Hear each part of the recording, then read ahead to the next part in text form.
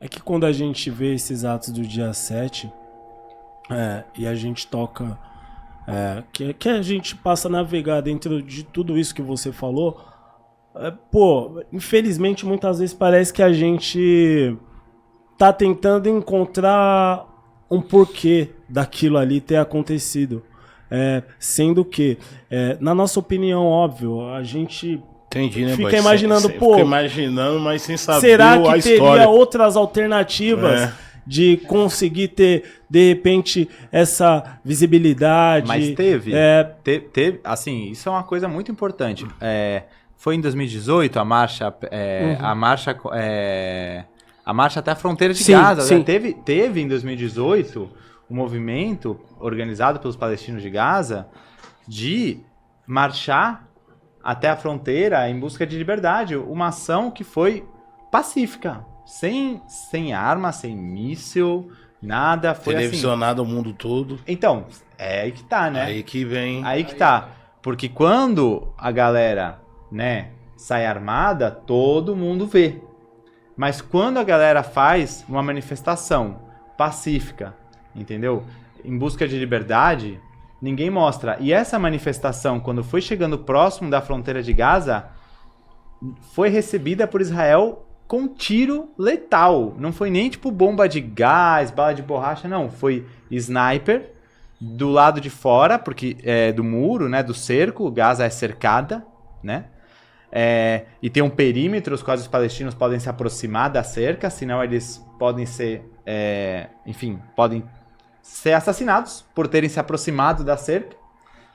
E no caso, os palestinos foram chegando perto da cerca. Obviamente que o mundo inteiro ficou ansioso, assim, por saber o que era acontecer. E aconteceu aquilo que ninguém imaginou, ao mesmo tempo imaginou, que foram de fato assassinados. Então, Char, me explica, eu queria que pra galera entender em casa.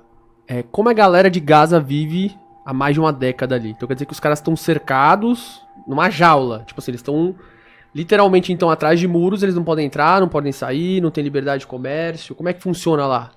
É isso, o cerco a Gaza, a Gaza é cercada por terra, né? Então não há saída por terra. Gaza é contra o céu, né? Gaza não tem aeroporto. Tinha aeroporto, foi destruído. Não tem aeroporto em Gaza. Não dá pra pegar avião, chegar em Gaza. Foi destruído agora.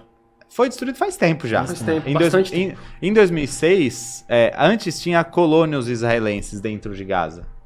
Quando Israel se retirou, né? Tirou os colonos de Gaza e impôs o cerco e cercou. Porque antes não era cercada Gaza. Antes Gaza é isso. Você podia entrar, podia sair, tal.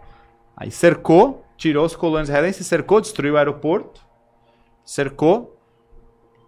O céu de Gaza é completamente controlado com drones, arma de tecnologia, vigilância, que tipo, qualquer coisa que sai de lá já é atingida por um míssil no caminho, meio Guerra nas Estrelas. E o mar de Gaza, porque Gaza fica na praia, né? É controlado também. Pela Marinha Israelense. Tem patrulhas 24 horas por dia, 7 dias por semana, patrulhando as águas. Que, inclusive, acontece de pescadores, né? Gaza, os palestinos são também pescadores, né? São um povo do mar, né? E eles, enfim, não conseguem praticar a pesca porque eles são literalmente metralhados pelo exército israelense no mar, e assim.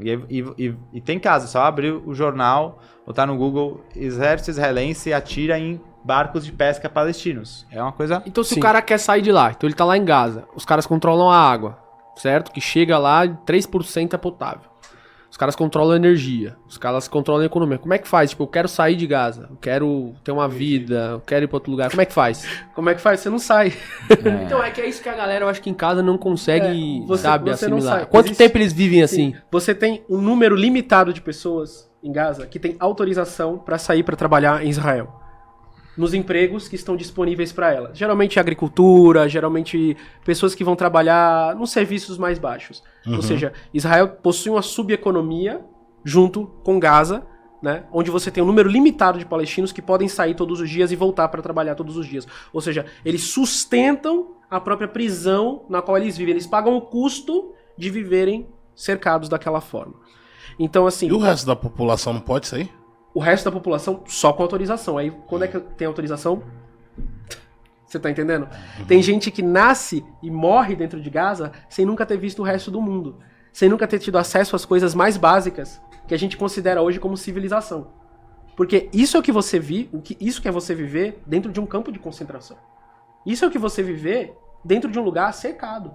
Então essas pessoas, elas vivem ali sendo alimentadas, não é só por um discurso de ódio, não é só por... Não, é para uma realidade brutal. O palestino, ele começa a ser brutalizado no útero, quando a mãe dele não tem acesso aos remédios para ter uma gestação de qualidade, a uma alimentação de qualidade, e ele nasce, se ele sobreviver, quando ele se recusa a morrer, né?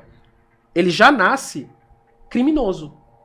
Criminoso se ele quiser fazer alguma coisa além de viver ali naquele lugar. Se ele quiser libertação, não tem.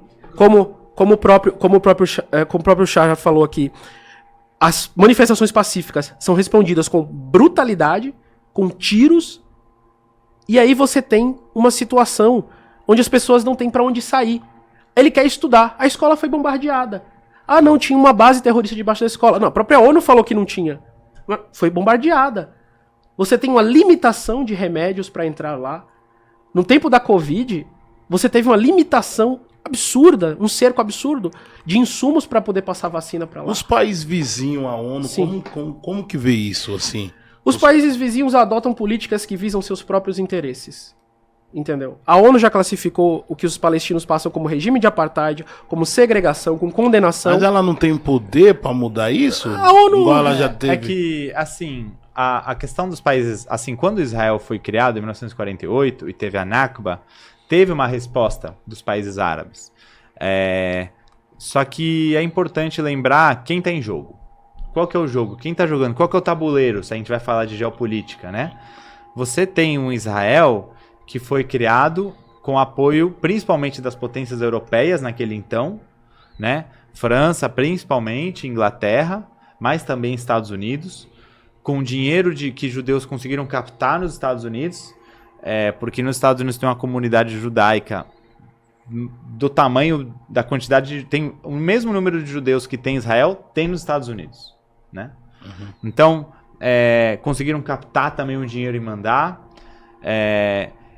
E você está falando... E aí teve essa guerra, obviamente que Israel, que tinha um poderio militar muito maior, conseguiu vencer.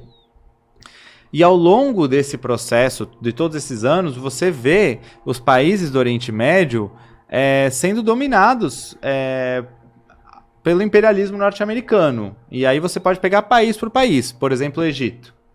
O Egito foi um país, como estava até falando mais cedo, teve um presidente chamado Abdel Nasser, que foi um presidente nacionalista egípcio, que, enfim, lutava contra o imperialismo e tal.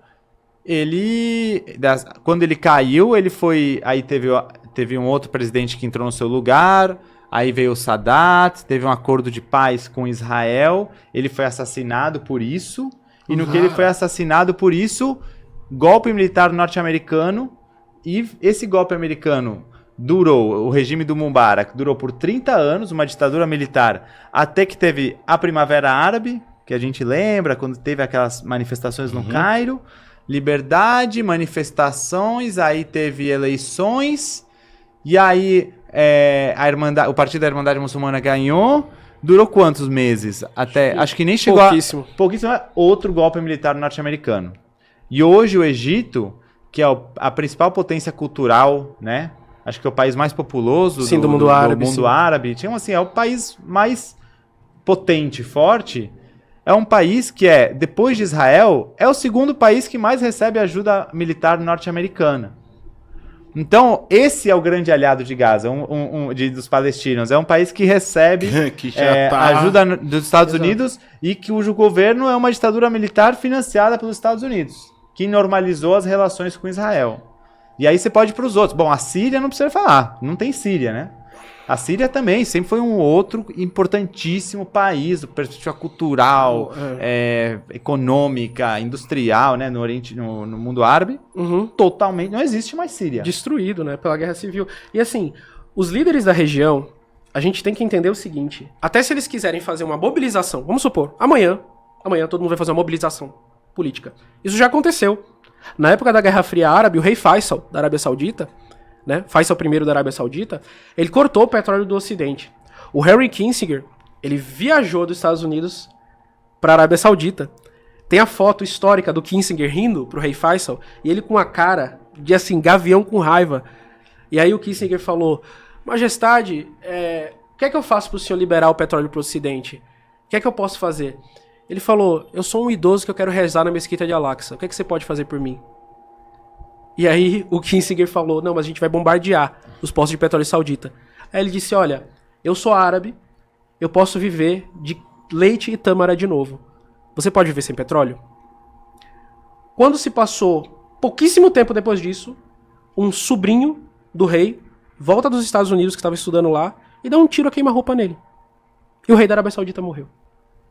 Isso fica um relato e um exemplo para todos os líderes políticos da região, que é o seguinte. Já sabe, né? Vai Se acontecer. você for se meter a besta de querer ajudar os palestinos de uma forma que a gente não concordar, você vai morrer.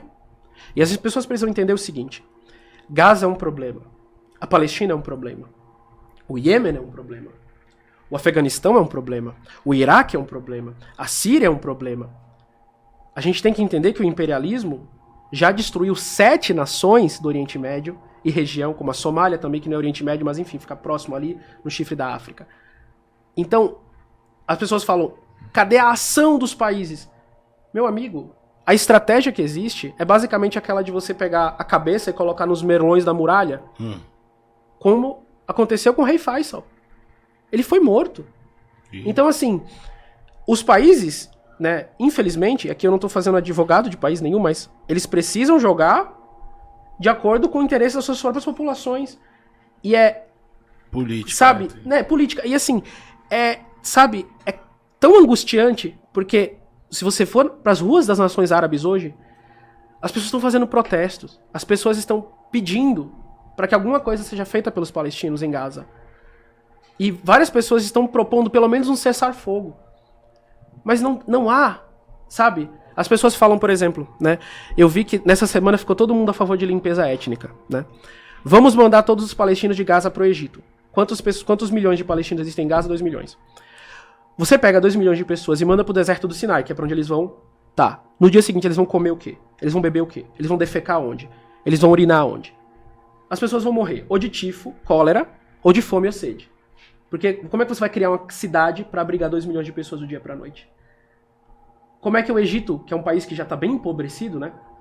A economia egípcia tá acabada, né? Eu morei lá. Esses acontecimentos que o Shahar, ele descreveu, eu vi. Eu tava lá, eu morei no Egito. É um país muito pobre. Então, como é que você vai chegar e vai mandar essa população pra lá? Entendeu? O pessoal vai morrer. As pessoas vão morrer. Então, assim, é complicadíssimo. Ô, Char,